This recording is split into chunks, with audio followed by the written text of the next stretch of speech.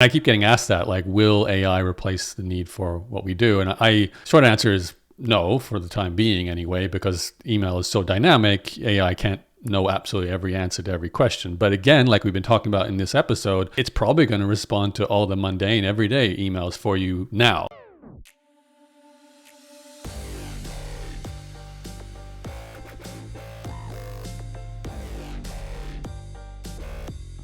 The main area where I had concern as a founder of a company that produces content was whether the AI would eventually be able to write our email replies for us, because I have a business that provides assistants that write your emails for you. So if the AI can do it, my company gets pretty much exploded, no longer has a need. And I keep getting asked that, like, will AI replace the need for what we do? And short answer is no, for the time being anyway, because email is so dynamic, AI can't know absolutely every answer to every question. But again, like we've been talking about in this episode, it's probably going to respond to all the mundane, everyday emails for you now, even, it's that quick. But what I found interesting was I saw on Twitter a company called LEAI.com that had put out a Chrome extension. It was very quick. It interfaces with OpenAI.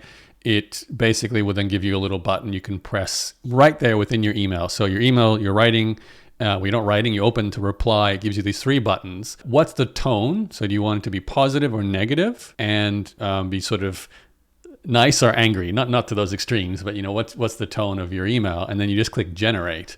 And it would then write the email saying yes. So like, would you like to show up as a guest on the Good Morning Marketers podcast show? My answer is yes. I click positive, friendly, and it'd be like, hi Matt, I'd love to appear as a guest on the show. Let me know where I can book in. It would just generate that email for me straight away. So I'm like, I saw that and I was like, okay, I need to take a little more deeper look into this. Long story short, it's really easy to do. You can literally whip up a Chrome extension over a week, and then you go to OpenAI. It's not hard because the OpenAI has done the hard work. They've created the algorithm. So there's about 4 or 5 tools. I do recommend you check out Flowrite if you're really into this. It's flowrite.com. They have like the most VC-backed version of this, where it gives you basically an interface. If you're typing a LinkedIn reply, if you're typing a WhatsApp message, the little AI is there. You can just click it, tell it the tone, it will generate the reply for you. And then typical entrepreneur, I was like, oh, we need to have this in my company as well. We should be rolling out our own version of an AI email writer, because A, we need to be on top of this as a company. B, it could be a great lead generator.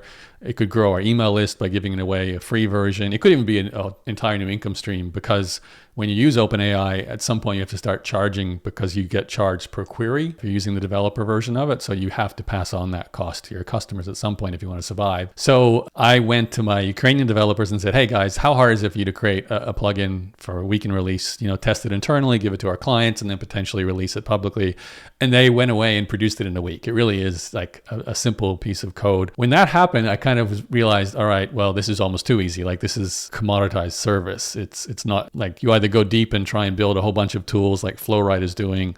So we actually put a pause on building it internally. My co-founder Claire said, let's not go down this path, because we distract us. We can just pick whichever tool is the best in the future and use it with our team. We're going to be like a chess player. We're going to pick the best AI to be a better chess player. We're not going to produce the AI or the app. So we kind of stopped, but it was surprisingly easy. And I think that's the key thing here. The algorithm owner, like to your point, Matt, before about the value of OpenAI as a company, that's the hard part. It is so hard to build an AI. I mean, Google spent their entire company's life just constantly evolving their search engine algorithm, right? So, and then we can all interface into it and build our own layer to aggregate and use that data. But that's not the hard part. So I'm beginning to wonder, like maybe what you said, Andrew, before, or maybe it was you, Matt, OpenAI will be the next Google, and Facebook's the next social media dominant player. This is not a space where you're going to get hundreds of winners. They're going to build on top of the 2 or 3 best AIs out there, but I think that's where it's heading.